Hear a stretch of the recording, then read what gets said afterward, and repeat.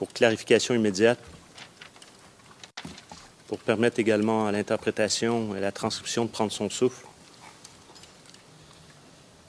Un AK, c'est un AK-47, un Kalachnikov, c'est bien cela? C'est bien cela. Un PA, c'est quoi? Un pistolet automatique, une arme de poing. Très bien, continuez. Et proposer également que le commandement de cette unité, compte tenu de l'effectif mixte, police, gendarmerie, armée, que cette unité DIGE soit commandée par un gendarme.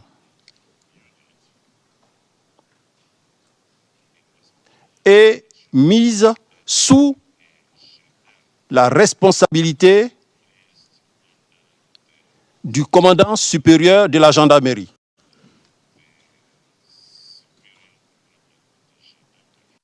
Voici ce que j'ai proposé au président. Mais quand le décret est venu, le président a donc nommé Gaby Point, qui était à la fois commandant école gendarmerie et commandant SECOS.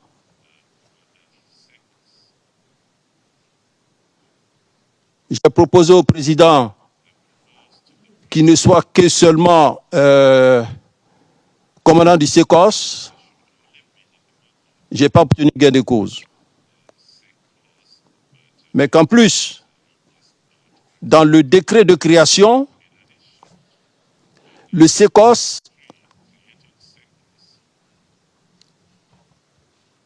était placé sous la responsabilité directe du ministre de la Défense, pas du chef d'état-major ni du commandant supérieur, du ministre de la Défense.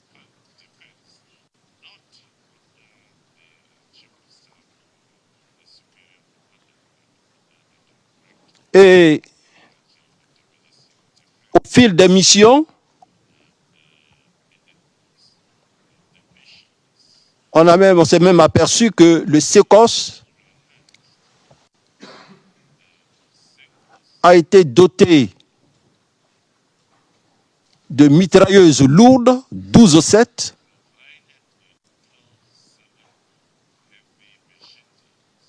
des mitrailleuses qui peuvent effectuer des tirs jusqu'à 1200 mètres,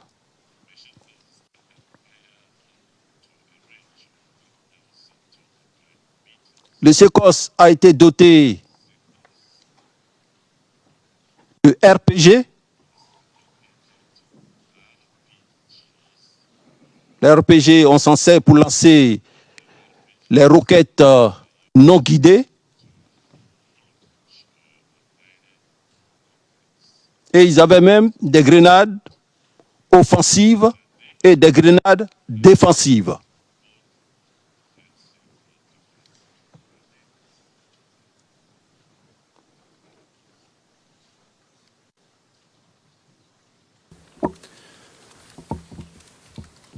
Durant la crise post-électorale,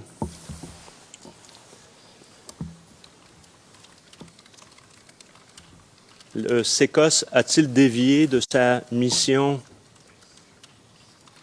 première? Alors, pour être clair avec vous, la mission première du SECOS, c'est la lutte contre le grand banditisme. Mais compte tenu de la dotation en matériel du SECOS, nous nous sommes servis du SECOS. Sinon, si on veut se référer au décret de création, oui, le SECOS n'était plus dans le cadre de sa mission.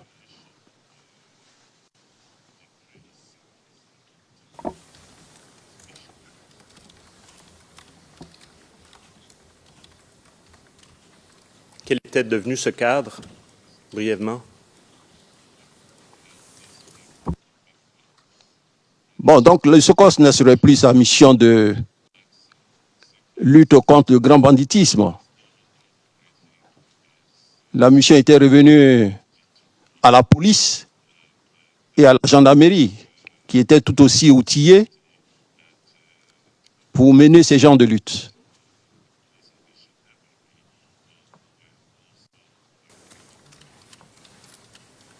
J'aimerais poursuivre maintenant dans cette introduction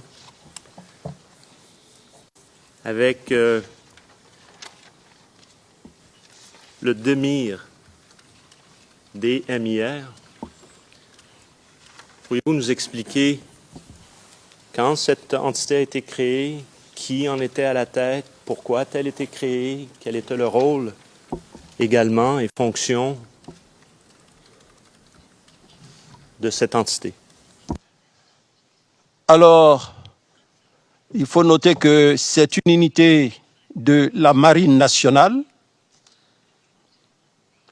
Au sein de la Marine nationale, vous avez une unité spécialisée qu'on appelait le FUMACO. Le FUMACO, les fusiliers marins commando, et le DEMIR est une unité de cet ensemble. Le DEMIR, c'est le détachement mobile d'intervention rapide. Donc on a des marins qui sont sur l'eau, qui combattent sur l'eau, mais ils ont des unités qui combattent à terre. Ce sont des commandos. Et ce DEMIR, dans la crise de 2002, a joué un rôle très, très important. Je crois qu'il y a lieu de féliciter le DEMIR pour ce qu'il a fait dans la crise de 2002, et il y a lieu de féliciter tous nos hommes pour ce qu'ils ont fait dans le cadre de cette crise.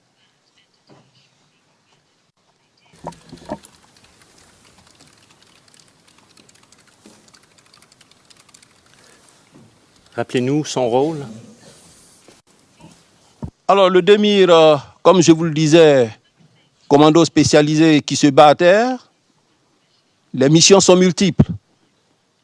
Les missions sont multiples en fonction de la situation, en fonction du terrain. Vous pouvez confier au DEMIR une mission de reconnaissance d'axe, une mission de destruction d'un élément ennemi, une mission de jalonnement.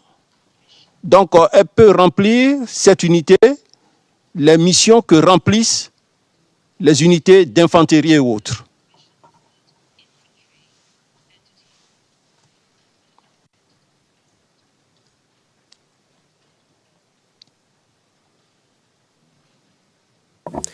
Durant la crise, qui était à la crise post-électorale? Toujours la même période que je vous ai précisé au début. Qui était à la tête du DEMIR? Alors, je ne saurais pas vous le dire exactement, parce qu'il faut noter que dans les armées, le chef d'état-major des armées ne descend pas jusqu'à ce niveau. Moi, j'ai 3 personnes que je commande, que je connais très bien. Je connais le général Deto, je connais le général Aka, je connais l'amiral Vaba. Et dans le cas de la crise, je connaissais 2 personnes, Deto et Conan. Tout ce qui descend, ça c'est au niveau échelon inférieur, ça ne relève pas de la compétence du chef d'état-major des armées.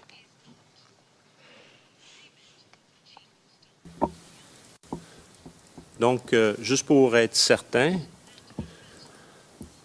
vous ne savez pas qui était à la tête du détachement comme tel? Qui était le responsable du détachement? Le premier responsable du détachement, quand moi j'étais le commandant du théâtre des opérations, c'était Conan Boniface. Conan Boniface, nommé comme théâtre, c'est un officier qui a eu le commandement du DEMIR. Et cet officier, je n'ai pas son nom.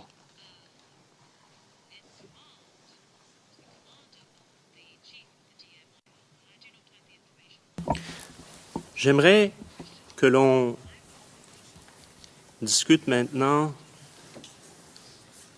du chef d'état-major particulier du président durant la crise post-électorale.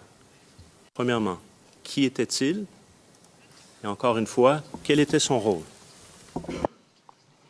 Alors, le chef d'état-major particulier du président de la République, c'était le général Touvoli Bizobo. Touvoli Bizobo.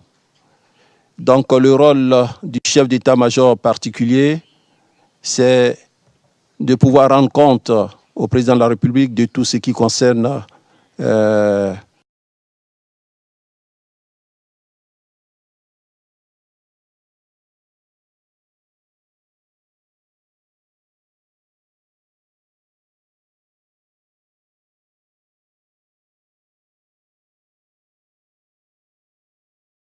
d'autres rôles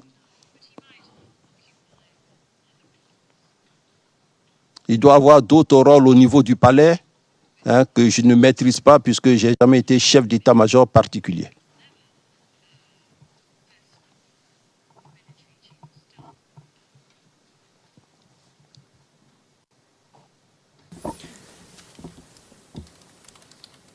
Qu'en est-il maintenant du groupe de sécurité de la présidence de la République, le GSPR? Encore une fois, même question. Qui était à la tête? Quel était le rôle? Toujours durant la crise post-électorale. Alors, je vais peut-être répondre, mais il faut noter que ces éléments n'étaient pas sous la responsabilité directe du chef d'état-major des armées. Tout ce qui est du côté de la présidence, le chef d'état-major des armées n'a pas trop un œil là-dessus. Mais pour ce que je sais, je crois que celui qui est le commandant du GSPR, c'était feu le colonel-major Aouma Broa. Quel est son rôle? Comme son nom l'indique, le GSPR, c'est le groupement de sécurité présidentielle. Donc ce sont des gens qui sont là pour la sécurité du président de la République.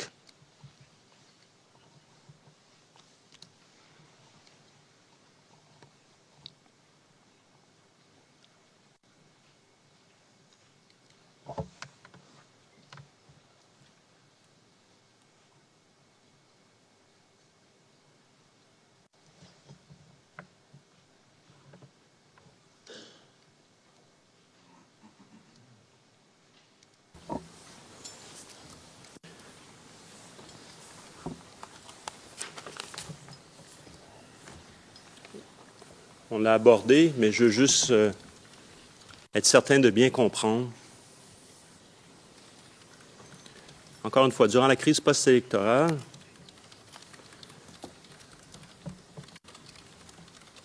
quels commandants ou généraux se rapportaient à vous?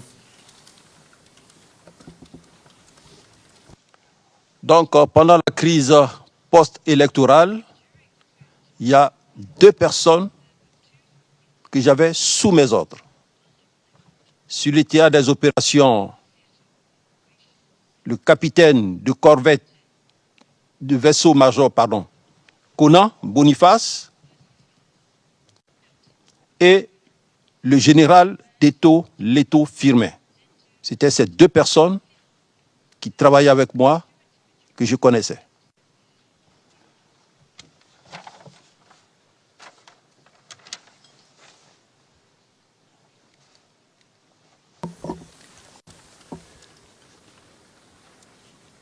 Et alors que l'armée ou les forces de défense et de sécurité ont été réquisitionnées, quels sont les commandants qui se rapportent à vous à ce moment-là? Qui sont les généraux, commandants, chefs d'unité, chefs de corps qui se rapportent à vous? Alors, l'armée réquisitionnée, les éléments, donc je le précise, qui étaient sur le théâtre, les éléments qui ont été désignés pour la sécurisation d'Abidjan, c'était ces deux éléments qui travaillaient sur le terrain. Et j'ai dit que ceux qui n'ont pas été désignés et qui restaient en réserve d'intervention dans les casernes étaient sous la responsabilité de leur chef. Donc, du côté des forces terrestres, d'Eto lui-même étant sur le terrain, il y a son adjoint, le colonel Kouloubla. Du côté des forces aériennes, il y a le général Aka Kodjo Mark. Du côté de la marine nationale, il y a l'amiral Vagba. Du côté de la gendarmerie nationale, il y a le général Tiape Kassarati. Du côté de la police nationale, il y a le général Brendoumbia. Du côté du SECOS, il y a le général Guébi Point. Voici ceux qui étaient avec moi et avec qui nous faisions des rencontres, des réunions de centre opérationnel.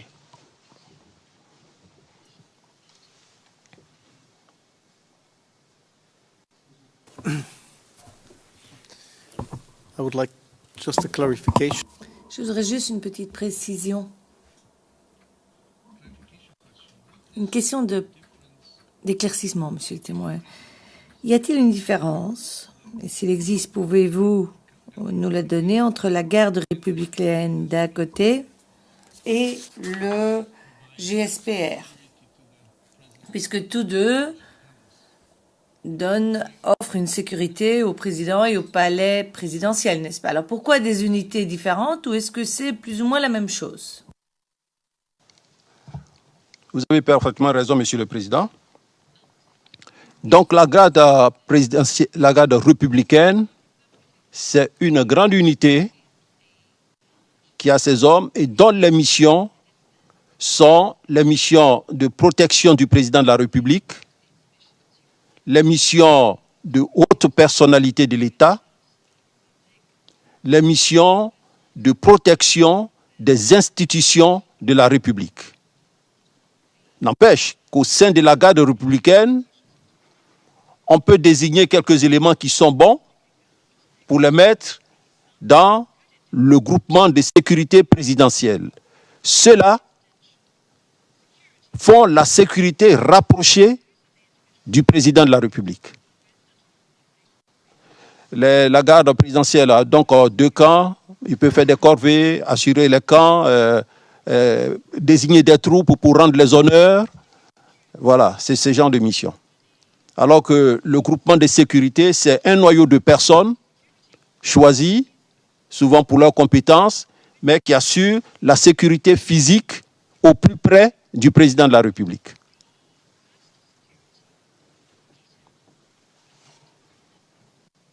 Thank you very much.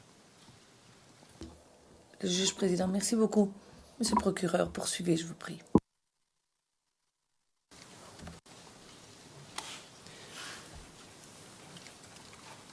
Qu'en est-il justement de la garde républicaine suite à la réquisition? Alors, suite à la réquisition, elle était requise, mais elle restait dans son domaine d'action, c'est-à-dire la protection du président de la République, la protection des hautes personnalités de l'État, la protection des institutions de la République. Mais je voudrais signaler que dans les unités qui ont été prélevées, la garde républicaine a fourni 7 personnes à bord d'un engin blindé. Et ces unités, si vous voulez, je peux vous les donner et je vous dirai exactement où était cet élément-là.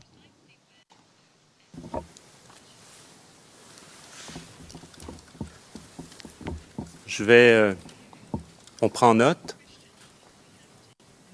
Rassurez-vous, on va y revenir.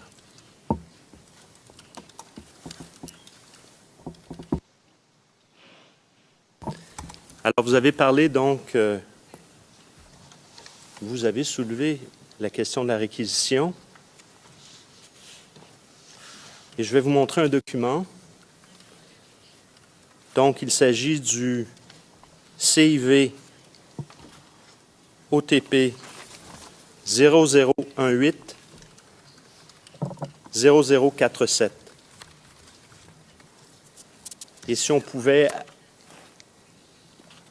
aller plus spécifiquement à la page suivante, donc 0048. C'est le numéro 86 sur notre liste des éléments à charge pour ce témoin.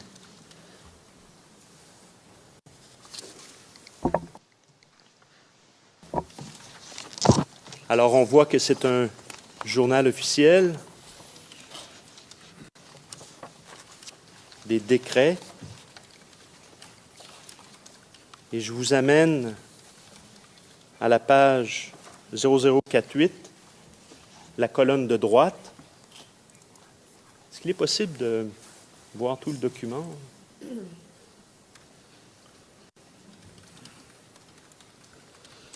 OK. Maintenant, est-ce qu'on peut descendre la colonne de droite?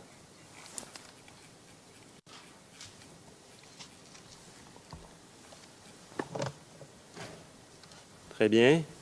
Décret numéro 2010-306 du 14 novembre 2010 portant réquisition des Forces armées nationales de Côte d'Ivoire, entre parenthèses, FANCI. Et là, on voit bien ce qui est écrit.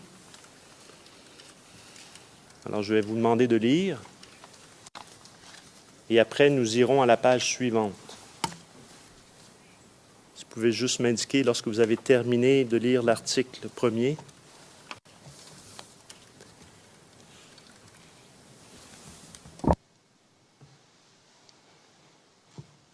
Très bien. Si on pouvait aller à la page suivante, donc qui est le 0049, et mettre un emphase à l'article 2, aux articles 2 et article 3 de cette page en haut à gauche.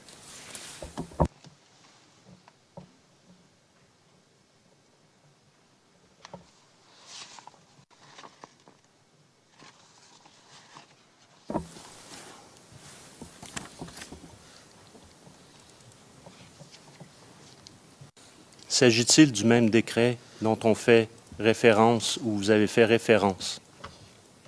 Ou la même, réquisition? Non, ce n'est pas le même décret.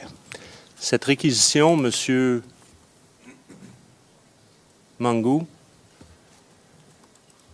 a également été projetée à la RTI le 17 novembre et lue à la RTI le 17 novembre 2010. Est-ce que vous vous en rappelez? Alors, ce décret, il s'agit du décret pour la sécurisation du processus électoral. Il faut noter qu'il y a eu plusieurs décrets. Déjà, évoluant dans le cadre de l'accord politique de Ouagadougou, qui a été signé le 4 mars 2005 par le président Laurent Gbagbo, le Premier ministre Guillaume Soro le président Blaise Compaoré, facilitateur de l'accord, le président Laurent Gbagbo lui-même déjà, puisque nous travaillions au niveau du CCI, qui est le centre de commandement intégré. Donc, dans ce centre, nous étions 2 chefs d'état-major, le général Bakayoko et le général Mabou, avec pour chef du centre de commandement intégré le général Kwaku Nicolas. Donc déjà, dans ce centre, le président nous a donné une mission par le biais du décret 2007-82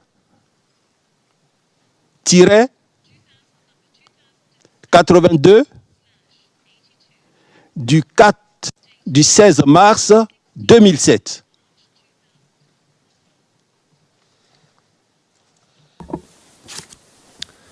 Nous avons l'accord de Ouagadougou. J'allais y venir.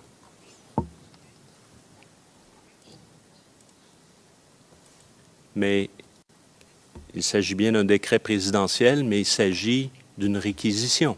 L'armée, les Fancy, sont réquisitionnés. Vous confirmez cela? Je le confirme. D'accord. Et juste pour bien comprendre et s'assurer, il ne s'agit pas de la même réquisition à laquelle vous avez fait référence précédemment, plus tôt ce matin. Non.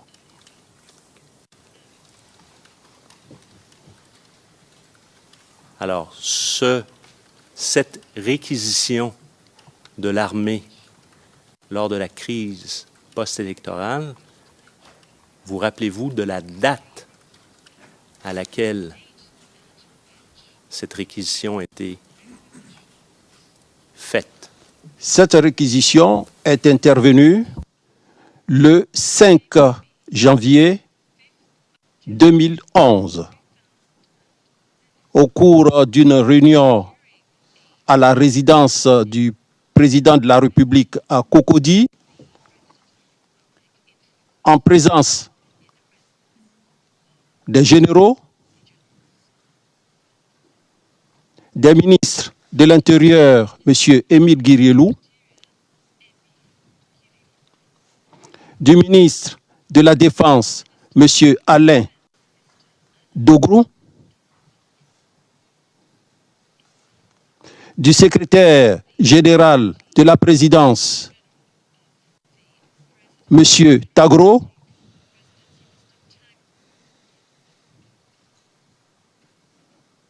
et de d'autres personnes. Le décret a été signé sur place et remis en main propre au chef d'état-major des armées. Il faut noter que ce décret, bien sûr... Attendez-vous. Il y a quelqu'un avec un mobile.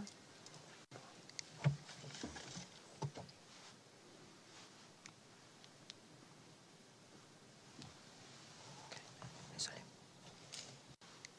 Okay, let's go ahead. Très bien, poursuivez.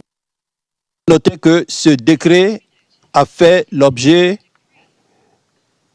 a été divulgué par voie de presse. Voilà. Donc ce n'est pas celui-là.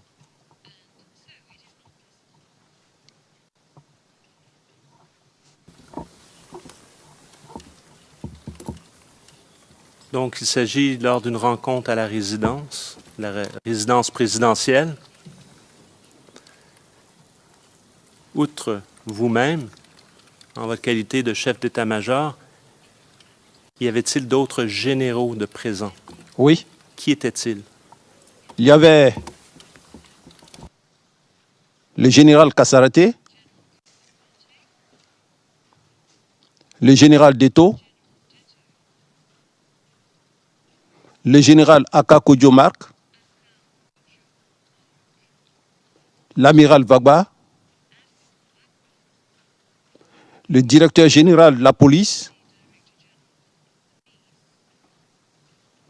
le général Djabi Point, le général Dogboblé, le colonel-major Aouma, plus les personnalités civiles que j'ai citées tout à l'heure.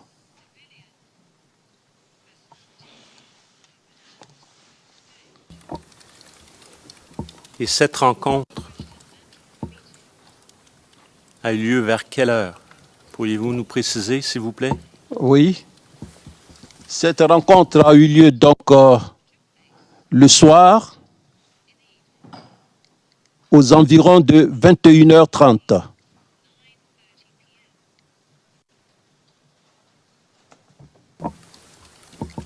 Vous rappelez-vous de la durée approximative? De la réunion? Oui.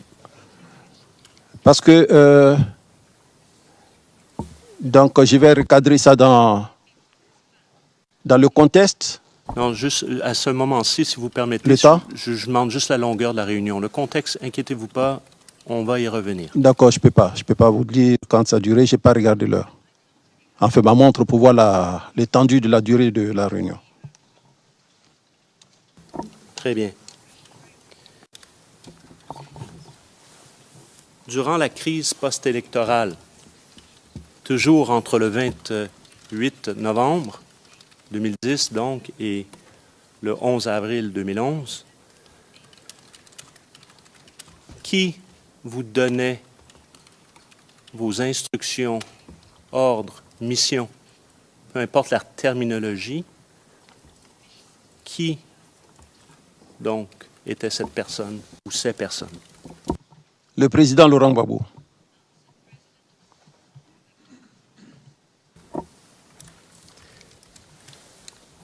Je comprends que le président, outre être une des fonctions du président, c'est être également le chef suprême des armées. Oui, le président est le chef suprême des armées. Et ça, c'est prévu donc par la Constitution ivoirienne. C'est prévu dans la Constitution ivoirienne. Durant la crise post-électorale, comment communiquiez-vous avec le président de la... Bon, premièrement, étiez-vous en contact avec lui? Oui, on l'a vu. Vous avez donné l'exemple du 5 janvier.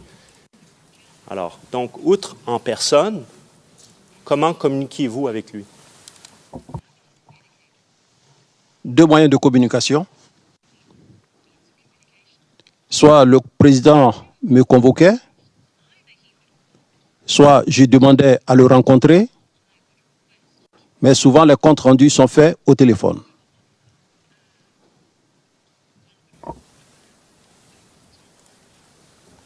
Donc, le portable. De mon côté, oui, le portable. Mais de son côté, j'appelais plutôt sur le fixe de la présidence et on me le passait.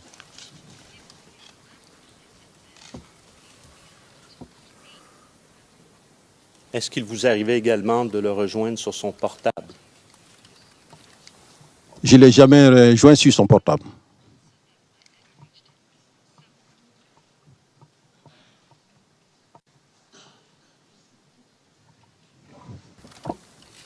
Lorsque les rencontres avaient lieu en face à face,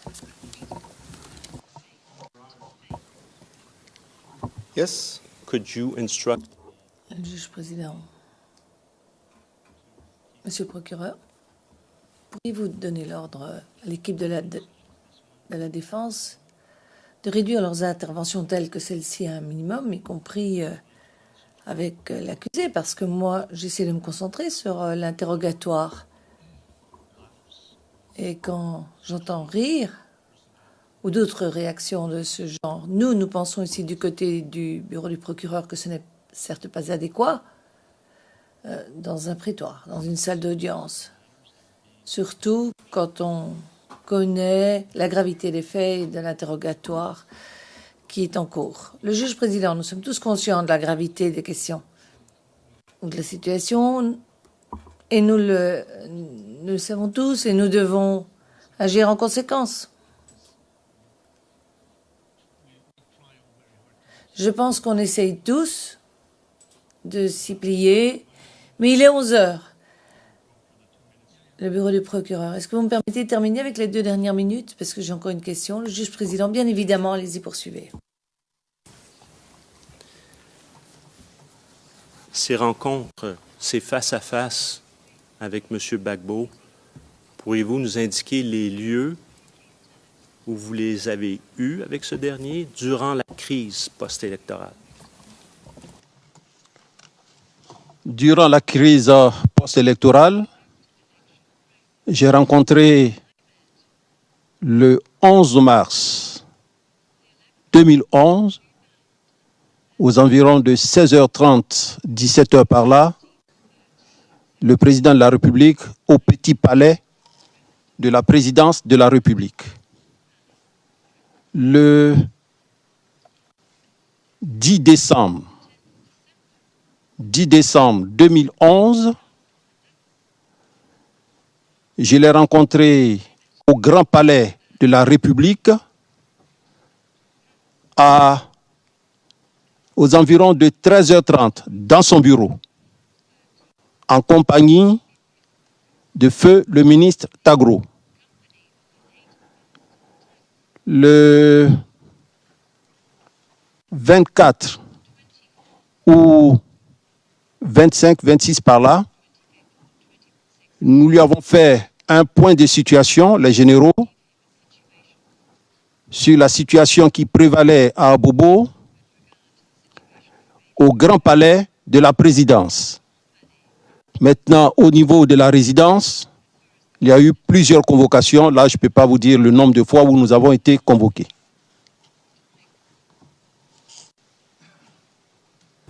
Merci. Alors, avec votre permission, Monsieur le Président, je vous suggérerais de prendre la pause maintenant. Yes, let's take the break. Now we have a... Le juge président, très bien, prenons la pause. Elle va durer une demi-heure et nous reprendrons pour un deuxième volet de questions dans le chef du bureau du procureur. Donc vous pouvez vous reposer et nous reprendrons à 11h30.